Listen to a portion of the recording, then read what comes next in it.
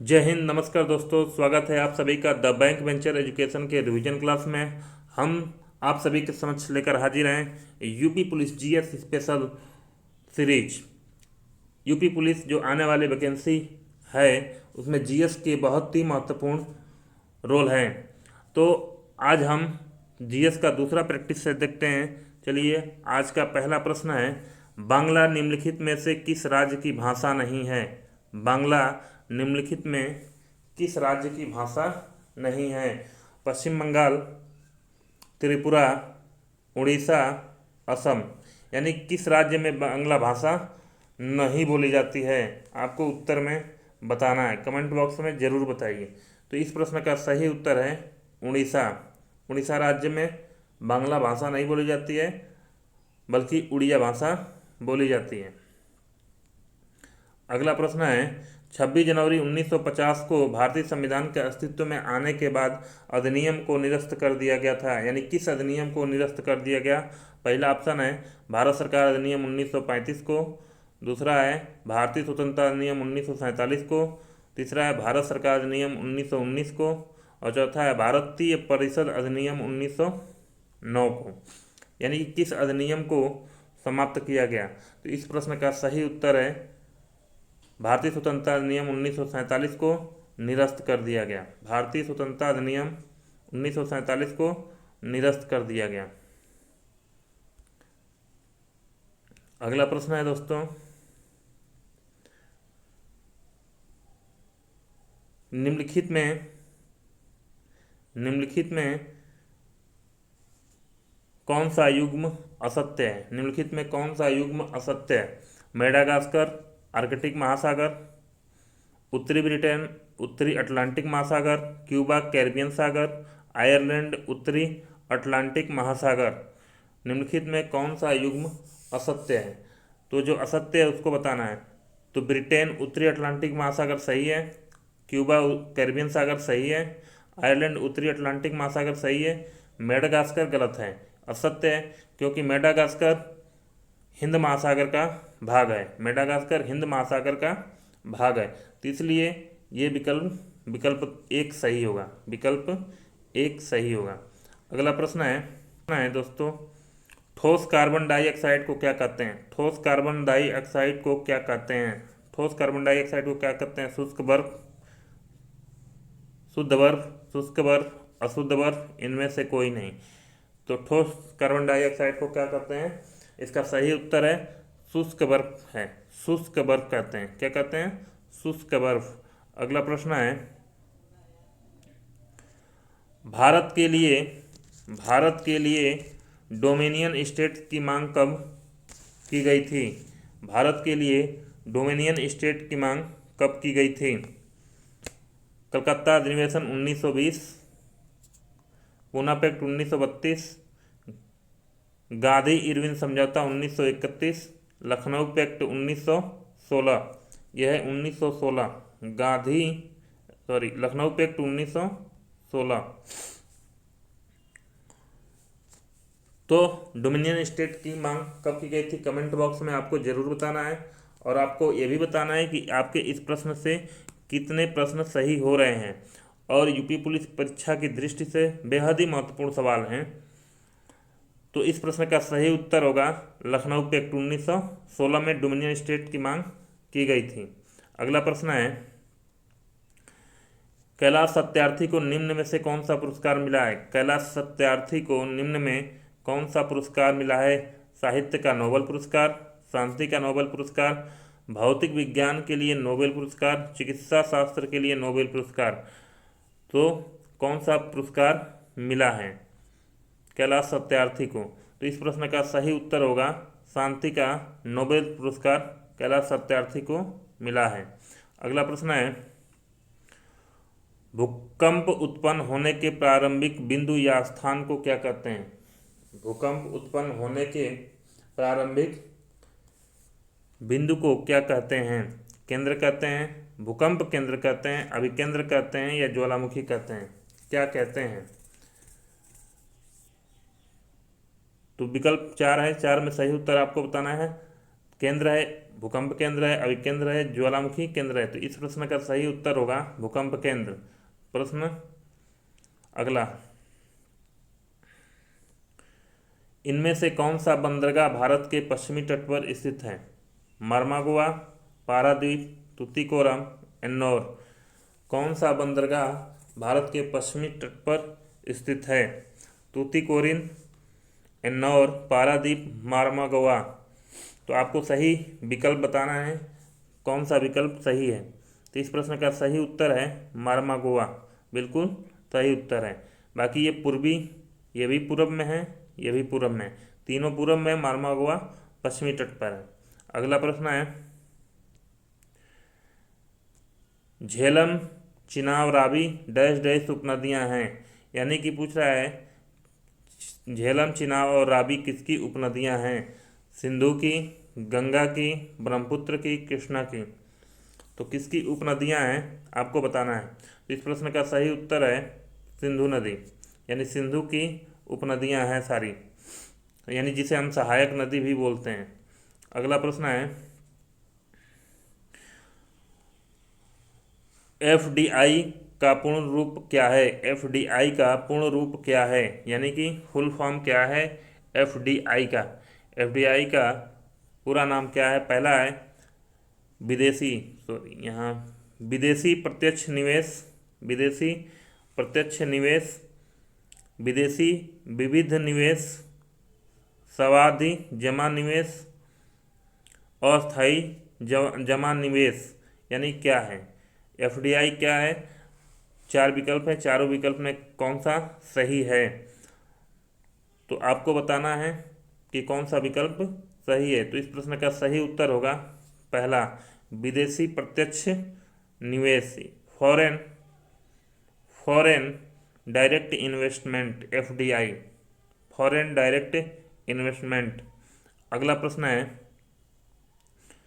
दीपा कर्माकर किस खेल से संबंधित हैं? दीपा कर्माकर किस खेल से संबंधित हैं? हॉकी, टेनिस, जिम्नास्टिक, तैराकी।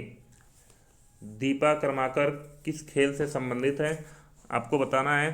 तो इस प्रश्न का सही उत्तर होगा जिम्नास्टिक, जिम्नास्टिक से संबंधित हैं। अगला प्रश्न है, रामकृष्ण मठ के संस्थापक कौन थे? रामकृष्ण मठ के संस्थापक कौन थे? दयानंद सरस्वती, विवेकानंद, केशव चंद्र, हंसराज। तो रामकृष्ण मठ के संस्थापक कौन थे आपको बताना है। दयानंद सरस्वती, विवेकानंद, केशव चंद्र, हंसराज। तो इस प्रश्न का सही उत्तर होगा विवेकानंद, विवेकानंद, स्वामी विवेकानंद बिल्कुल सही उत्तर है। अगला प्रश्न है, सिंधु घाटी सभ्यता का सबसे महत्वपूर्ण लक्षण क्या था? सबसे महत्वपूर्ण लक्षण क्या था? सिंधु घाटी सभ्यता का सबसे महत्वपूर्ण लक्षण क्या था? पक्की ईंटों से बनी इमारत, पक्की ईंटों से बनी इमारत, प्रथम सही कमान, धर्मस्थल, कला और वास्तुकला। तो सिंधु घाटी सभ्यता का सबसे महत्वपूर्ण लक्षण क्या था? तो इस प्रश्न में चार विकल्प हैं, चारों विकल्प में कौन सा सही है आपको बताना है। तो इस प्रश्न का सही उत्तर होगा पहला, पक्की ईंटों से बनी इमारत। इस सिंधु घाटी सभ्यता का महत्वपूर्ण स्थल था, इसे नगर नियोजन भी कहा जाता है, नगर नियोजन। और पक्की ईंटों से यहाँ की जो भी मकानें बनी थी पक्की ईंटों से बनी थी। अगला प्रश्न है, बुद्ध के उपदेश का संबंध मुख्य रूप से था? बुद्ध का उपदेश का संबंध मुख्य रूप से था किससे? एक ही भगवान भरोसा, रस्मों का पालन, विचार और आचार की शुद्धता, आदर्श पूजा। तो बुद्ध के उपदेशों का संबंध मुख्य रूप से था किससे था आपको बताना है। चार विकल्प में कौन सा सही है और कमेंट बॉक्स में ज़रूर बताइए कि इस प्रैक्टिस सेट से कितने आपके प्रश्न सही हो रहे हैं, जिससे हमें पता चल सके। लेकिन लाइक शेयर सब्सक्राइब जरूर करिए। तो इस प्रश्न का सही उत्तर है तीसरा, विचार और आचार की शुद्धता। अगला प्रश्न है, नदी के तट पर पौधे क्यों उगाए जाते हैं? नदी के तट पर पौधे क्यों उगाए जाते हैं? बाढ़ रोकने के लिए, छांव के लिए, सिल्टिंग और अपरदन को घटने के लिए, प्रदूषण नियंत्रित करने के लिए। तो नदी के तट पर पौधे क्यों उगाए जाते हैं? तो इस प्रश्न का सही उत्तर होगा सिल्टिंग और अपरदन के लिए। बेहद ही महत्वपूर्ण सवाल है पर्यावरण की दृष्टि से। अगला प्रश्न है, विजयनगर साम्राज्य के अवशेष पाए जाते हैं। विजयनगर साम्राज्य के अवशेष पाए जाते हैं बीजापुर में, गोलकुंडा में, हम्पी में, बड़ौदा में। विजयनगर साम्राज्य के अवशेष पाए जाते हैं बीजापुर, गोलकुंडा, हम्पी, बड़ौदा। तो इस प्रश्न का सही उत्तर है हम्पी। हम्पी में विजयनगर साम्राज्य के अवशेष पाए जाते हैं। अगला प्रश्न है,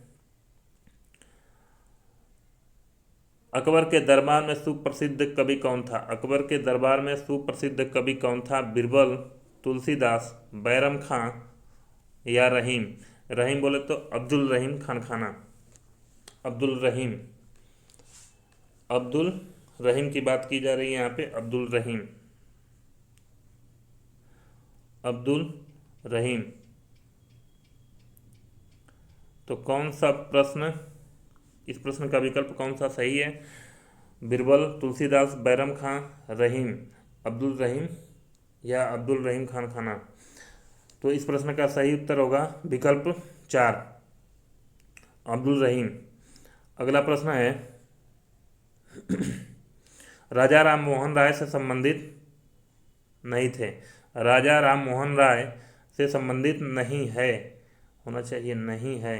राजा राम मोहन राय से संबंधित नहीं है। यहाँ है, बनाइए। सती निषेध, विधवा पुनर्विवाह, अंग्रेजी प्रोत्साहन,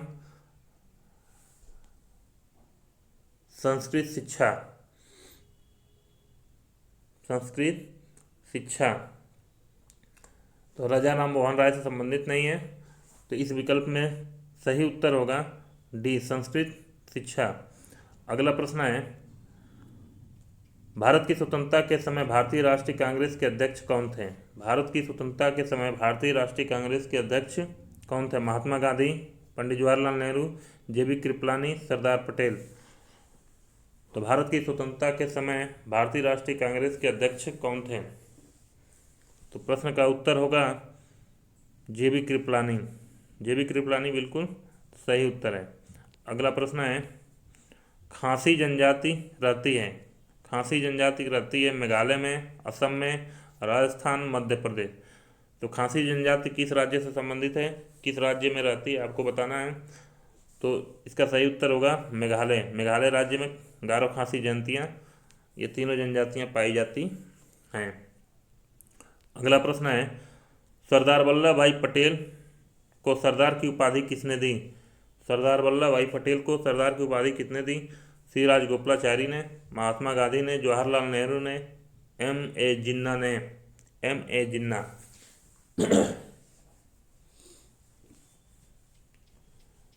सरदार वल्लभ भाई पटेल को सरदार की उपाधि किसने दी?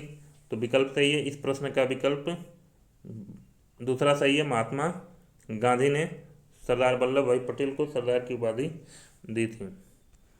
अगला प्रश्न है, एक खगोलीय एकम के बीच की दूरी का औसत अंतर है। औसत अंतर है, क्या है? पृथ्वी और सूर्य, पृथ्वी और चंद्रमा, गुरु और सूर्य, मंगल और सूर्य। तो एक खगोलीय एकम के बीच की दूरी का अंतर है, औसत अंतर क्या है? तो इस प्रश्न का सही उत्तर होगा पृथ्वी और सूर्य के बीच की औसत अंतर पूछा जा रहा है। अगला प्रश्न है, पवन के वेग का सनियामक क्या है? सनियमक क्या है? पवन के वेग का सनियमक क्या है? पवन के वेग का सनियमक दाब प्रवणता, फेरल नियम, पृथ्वी का गुणन, तापमान। पवन के वेग का सनियमक क्या है? दाब प्रवणता, फेरल नियम, पृथ्वी का गुणन, तापमान। तो इस प्रश्न का सही उत्तर होगा दाब प्रवणता। दाब प्रवणता।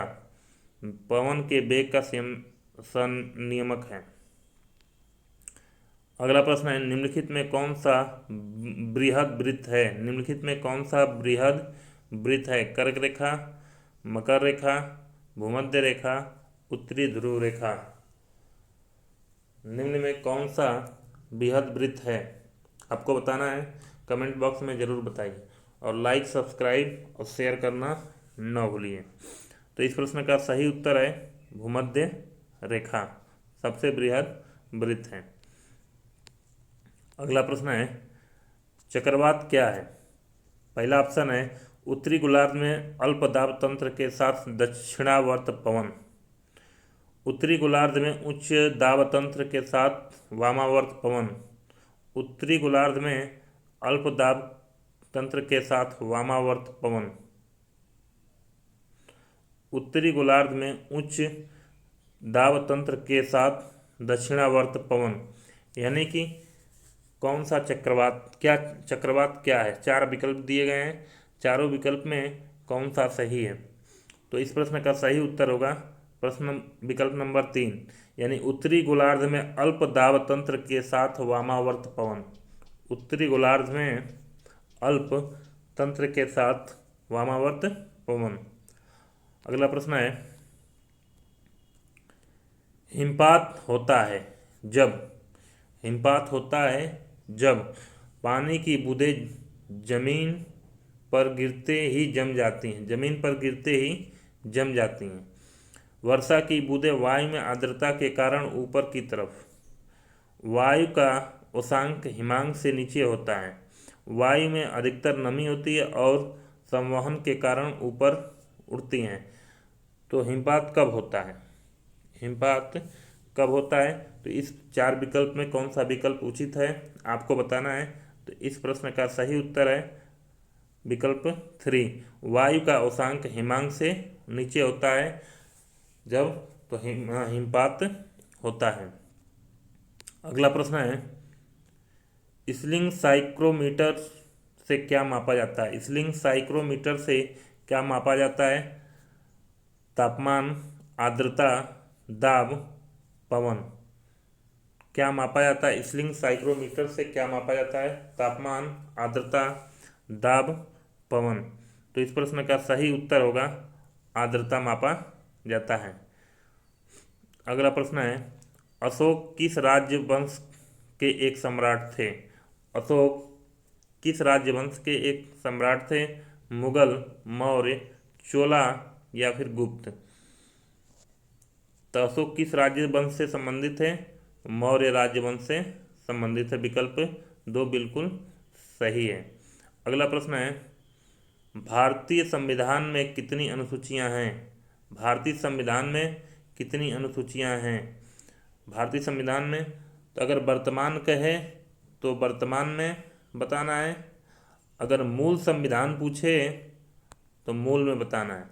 तो मूल में 8 हैं और वर्तमान में 12 हैं, यानी कि केवल ये पूछा गया कि भारतीय संविधान में कितनी अनुसूचियां हैं। तो अब यहाँ चर्चा नहीं हुई कि मूल संविधान पूछा है या फिर वर्तमान पूछा है। तो विकल्प 3 भी है और विकल्प 3 में और विकल्प 2 में 8 और 12 दोनों ही सही हो सकती हैं। लेकिन यहाँ पे मूल रूप से अगर बात की जाए तो 8 होनी चाहिए। संविधान में कुल कितनी अनुसूचियां हैं? तो 8। यूरेनियम उत्पादन में विश्व का अग्रणी देश कौन सा है? यूरेनियम उत्पादन में विश्व का अग्रणी देश कौन सा है? कनाडा, रूस, कजाकिस्तान, भारत। तो यूरेनियम उत्पादन में विश्व का अग्रणी देश कौन सा है? तो इस प्रश्न का सही उत्तर है कजाकिस्तान। कजाकिस्तान बिल्कुल सही उत्तर है। तो दोस्तों आज के लिए आज का 30 प्रश्न हो चुके हैं। तो अगर वीडियो को ज़्यादा से ज़्यादा शेयर करिए और लाइक करिए, सब्सक्राइब करिए। नमस्कार।